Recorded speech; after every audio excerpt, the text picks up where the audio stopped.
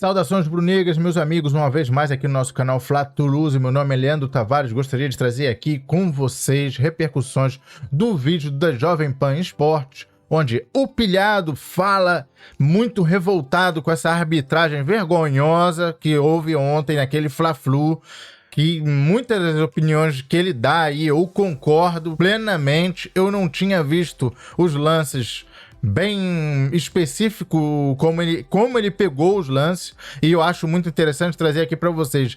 E logo depois, também no mesmo vídeo, uma informação importantíssima trazida pelo Fabrício Lopes, do canal Resenha Rubro-Negra, Verdade Vermelho Preto, Fla Nação VVP, um cara que é conhecido por trazer informações e também não traz qualquer informação sem apurar. Por isso, eu trago aqui no canal como fonte fidedigna de informações, valeu? Muito importante, situação sobre o Pedro. Fica aí até o final do vídeo, valeu? Vamos direto pro vídeo sem enrolações. Eu acho que a gente tem que falar da polêmica quente também, que tá bombando aí na internet, que aconteceu no Fla-Flu também. Pode até botar na tarja aqui, porque tiveram 2 gols anulados. Teve gol anulado do Fluminense, teve gol anulado do Flamengo. Foi um 0-0.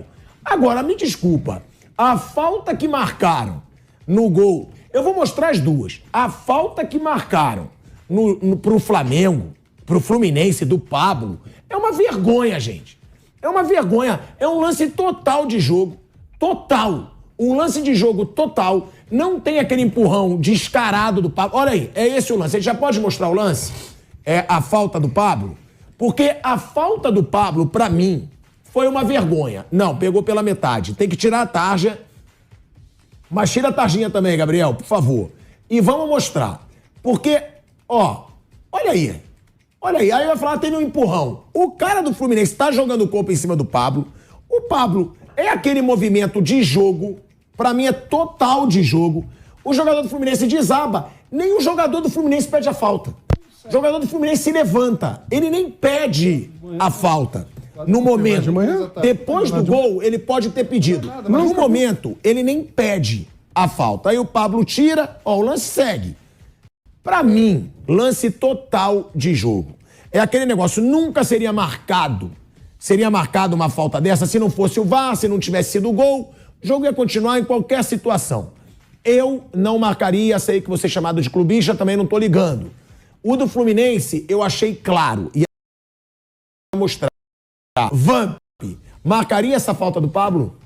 Cuidado, se esse lance acontece dentro da área, vá no chama e o juiz não dá falta. Não dá falta. Fora da área eles dão. Se é dentro da área, não dá pênalti. Você acha que daria pênalti? Não dá, de jeito nenhum. Não daria. É o que eu tô falando, é uma forçação de barra de arbitragem. É mais um lance de arbitragem. Que a gente fala, prejudica o resultado. Porque agora o Botafogo tá comemorando. Abriu 12 do Flamengo. 12. Só lembrando, são 4 jogos seguidos com erros de arbitragem prejudicando o Flamengo, hein? 12 pontos do Flamengo. Se o Flamengo faz o gol, se o gol é validado, continuam 10. Continuam 10 pontos de diferença. Pra mim, a arbitragem errou de novo. Bruno Prado, você acha falta, você acha que foi um lance normal de jogo como o Vamp? O Vamp diz, marcou porque foi fora da área. Se é pênalti, podia chamar VAR, podia não chamar VAR, não iriam marcar essa falta do Pablo. Não ficou claro se é um empurrão assim. Ele coloca a mão nas costas do jogador do Fluminense. Pelas imagens que tem, não ficou claro se ele empurra o jogador do Fluminense, desloca, sente o contato e cai. Não deu para ficar muito claro.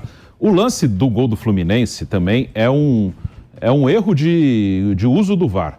Porque o árbitro viu a jogada. Ele viu o lance, ele viu o lance do André no Everton Cebolinha.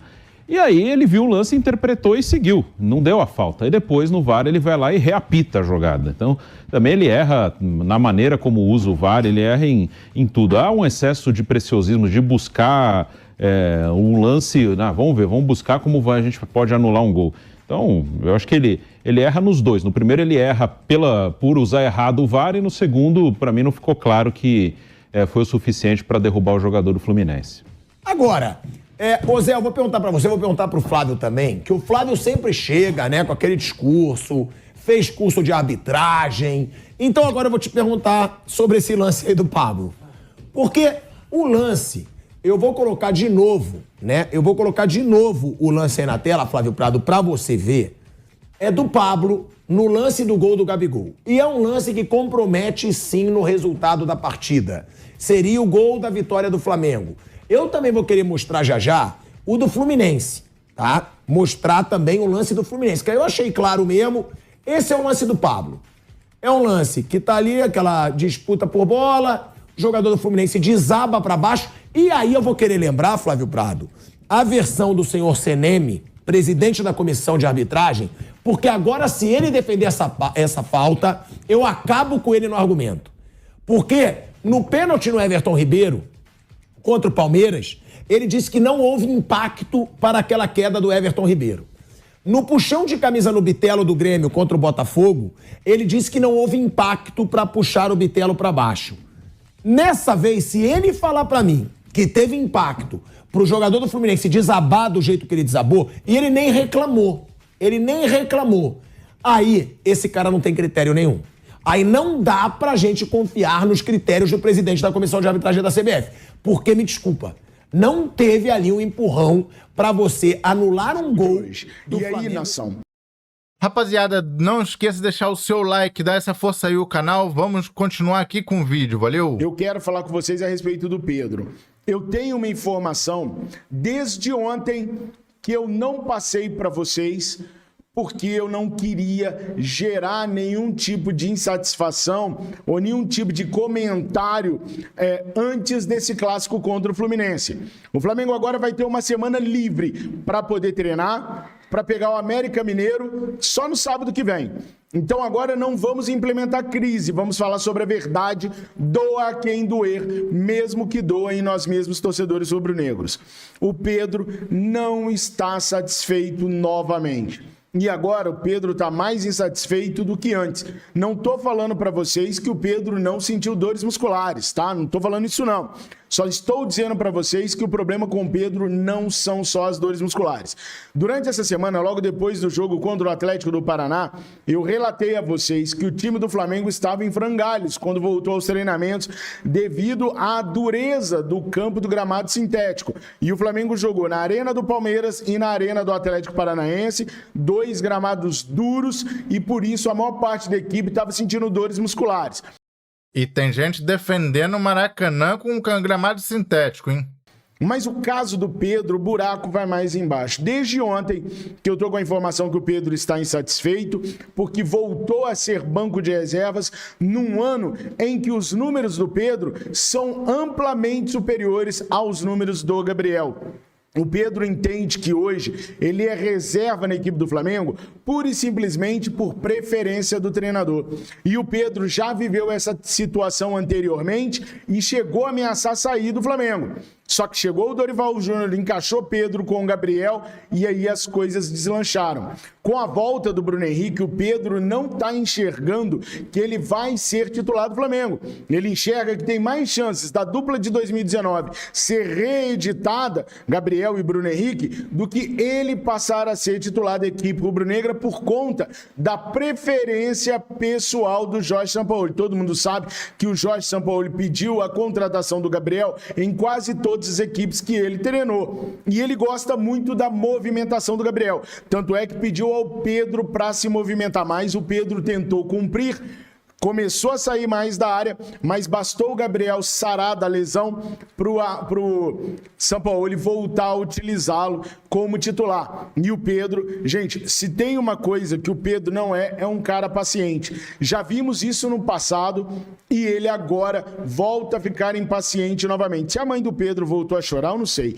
Mas eu sei que o Pedro está impaciente com essa situação e propostas que o Pedro nem queria ouvir, agora o Pedro já ouve com olhos diferenciados. Por exemplo, o Pedro, o staff do Pedro, a informação que eu tenho, já conversou com o Flamengo, que tem interesse em algumas propostas que vão chegar. ainda não chegaram às mãos do Flamengo, mas já chegaram algumas propostas na mão do staff do Pedro e ele vai repassar as que ele mais gostar para o Flamengo, independente do local, porque a princípio o Pedro queria apenas aguardar propostas da Europa. A informação que eu tenho agora é que não, que o Pedro já tem até propostas de outros locais, como por exemplo do mundo árabe, até uma proposta da China ele teria, e que ele está avaliando essas propostas e vai entregar algumas propostas para o Flamengo poder aceitar a sua negociação. Os valores que o Flamengo vai colocar, se a negociação vai dar certo, isso está num outro âmbito, num outro momento. O momento que eu tenho para trazer para vocês agora é que o Pedro já estuda sair sim. Antes, o Pedro não queria sair para o mundo árabe, por exemplo, porque perderia o contato com a seleção brasileira. Mas o Pedro hoje avalia que se ele ficar no banco de reservas para o Gabriel mais uma vez, ele pode perder também oportunidades de jogar na seleção. Então hoje o que o Pedro pensa é o seguinte: para onde ele for, ele precisa jogar. Jogando, ele vai aparecer e vai acabar forçando uma situação de ser chamado para a seleção brasileira, uma vez que o nomezinho dele já fica certo nas listas de convocação. Mas no Flamengo, ele acha que se ele continuar relegado ao banco do Flamengo, a visibilidade vai ser cada vez menor e ele não vai conseguir ser chamado para a seleção, além do fato do Pedro estar se sentindo injustiçado, porque os números dele esse ano são muito maiores do que os números, melhores do que os números do Gabriel, e o Sampaoli prefere o Gabriel pela questão da movimentação, da liderança, de gostar do jogo do Gabriel. Então o Pedro hoje pensa em deixar o Flamengo nessa janela. Prestem atenção, antes o Pedro só sairia para grandes clubes, na cabeça do atleta. Agora ele já aceita essa parte da periferia da Europa. Parece que tem até um dos clubes turcos que também andaram sondando o Pedro, mas ainda não enviaram proposta para o staff do Pedro, mas pode enviar proposta. Então o Pedro agora já pensa sim em deixar a equipe do Flamengo. Quem não deve sair do Flamengo por empréstimo é o goleiro Santos. O Flamengo não pensa em emprestar o Santos para o Bahia. Aliás, o Flamengo não pensa nem em perder o Santos. Agora, se o Santos quiser sair, tem que ser por uma proposta de compra, e aí se estiver dentro dos valores que o Flamengo quer, aí o goleiro poderia sim ser negociado. Por empréstimo, chance praticamente zero. Com relação ao Pedro, só porque eu esqueci de um detalhe. Se o Flamengo vai aceitar ou não negociar o Pedro pelas propostas que forem aparecer, isso é uma situação de análise do Flamengo.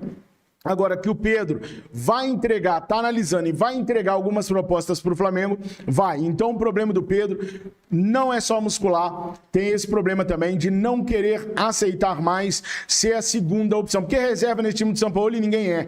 Todo mundo acaba entrando. Mas tendo o Gabriel bem, o Sampaoli sempre prefere o Gabriel ao Pedro. É isso aí, meus amigos, até aqui o vídeo. Gostaria de saber a sua opinião aí nos comentários. O que você acha dessa insatisfação do Pedro? Você venderia o Pedro? Qual valor você pediria para poder vender o Pedro? Para mim, Pedro seria um dos jogadores inegociáveis do Flamengo. Apesar de a característica dele ser muito diferente do Gabigol, é um centroavante mais paradão, mas está fazendo muitos esforços para mudar o seu jogo, para trazer mais importância do jogo dele para dentro do jogo do Flamengo, com jogo de possessão de bola, de triangulações, e o Pedro tem feito muitos esforços, voltando, armando jogada, fazendo pivô. Eu acho que é um jogador muito importante. Nós não poderemos abrir mão desse jogador, temos que saber jogar. O próprio Sampaoli tem que saber jogar com esses egos, que é muito complicado, é verdade, mas ele ganha muito bem para isso, e a diretoria do Flamengo deveria de ter profissionais dentro do Flamengo, como psicólogos, coach mental, trabalhando essa parte também dessa rotatividade de time titular. que não há, claramente não há um time titular, o Jorge Sampaoli não repete escalações. Valeu? E também gostaria de saber de vocês, foi falta do Pablo em cima do Cano? Eu vendo por esse ângulo, para mim, claramente, o próprio Cano que vem para trás em contato com o Pablo, e o Pablo certo encosta as mãos nas costas do Cano, mas o Cano claramente se joga para frente. Tanto que nem reclamou de falta nem nada. E mais uma vez, Flamengo prejudicado. Gostaria da sua opinião aqui nos comentários. Também o seu like, que é muito importante para o nosso canal. E a sua inscrição se for a primeira vez aqui conosco. Valeu? Muito obrigado por assistir o vídeo até o fim. Tamo junto. Fui!